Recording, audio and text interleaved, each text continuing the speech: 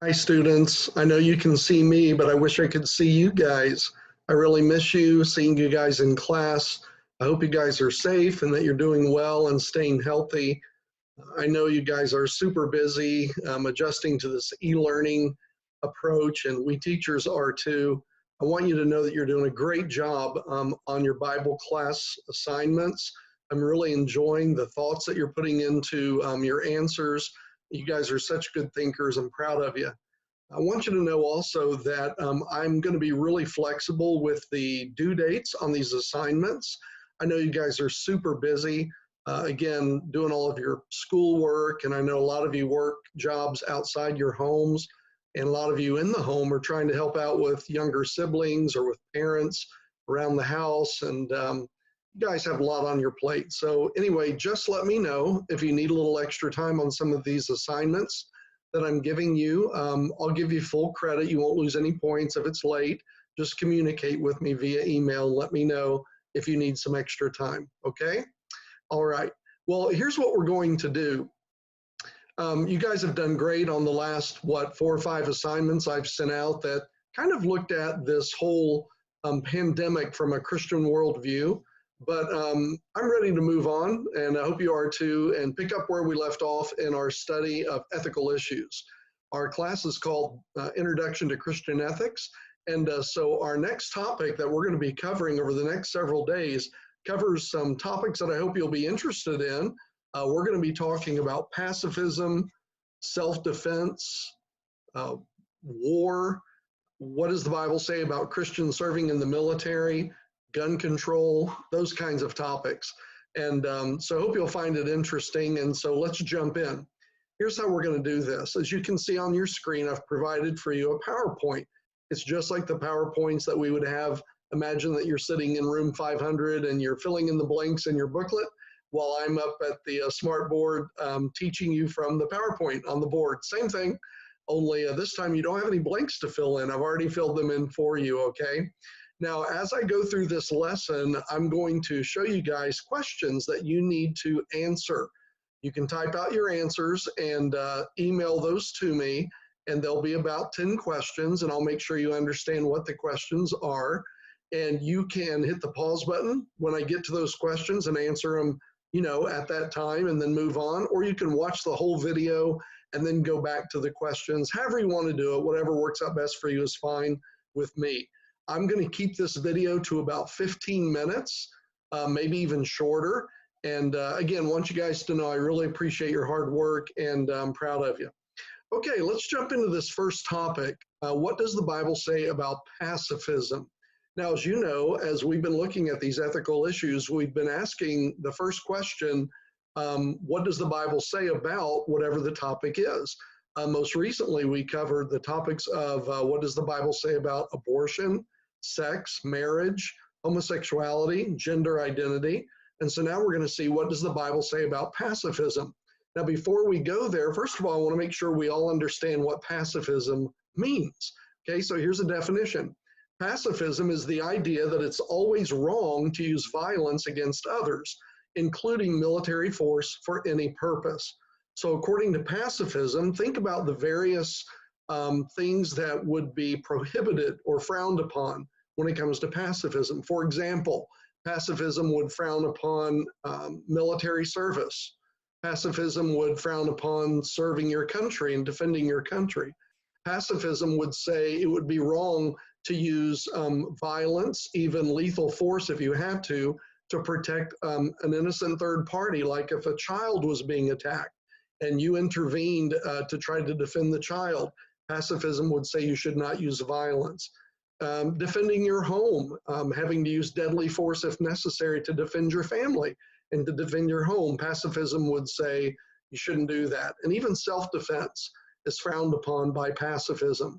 So what do we do with this? And what does the Bible say about pacifism? Well, I want to start off in today's lesson talking about what the Old Testament says about pacifism. And then tomorrow, we'll talk about what the New Testament says about pacifism, okay?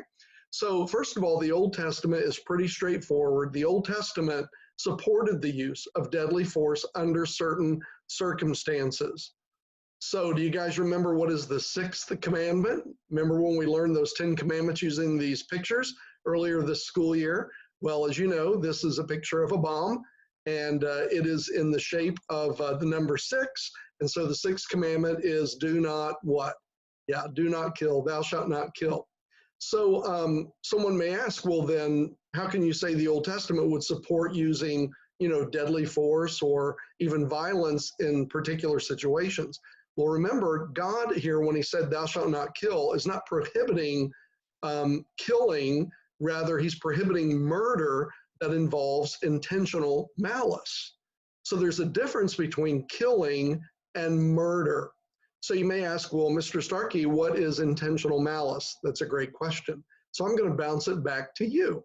And here is your first question that I want you to, write out, type out your answer to, and you're going to send these answers to me via email. Here's question number 1, or you might say the first part of this assignment, because it's not really a question.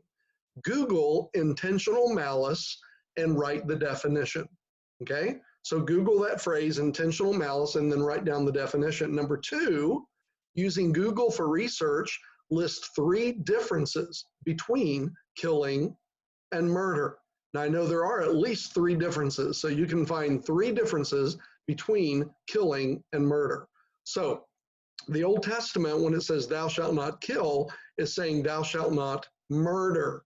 So the Old Testament actually allows for several forms of justifiable homicides. Now, homicide is just kind of a generic term for killing. There can be intentional killing, which might be considered murder. There could be accidental killing, which might be considered, an accidental homicide, or an intentional killing would be, an intentional homicide. So homicide, my point is just kind of a generic word for killing. But the Old Testament actually allows for 3 different forms of justifiable homicide. One is committed when a homicide is committed in self-defense. Another one is when homicide is committed in the defense of one's home. And then thirdly, the Old Testament allows for homicide when it's committed when trying to protect the life of an innocent third party. So those are 3 exceptions the Old Testament makes when it comes to homicide.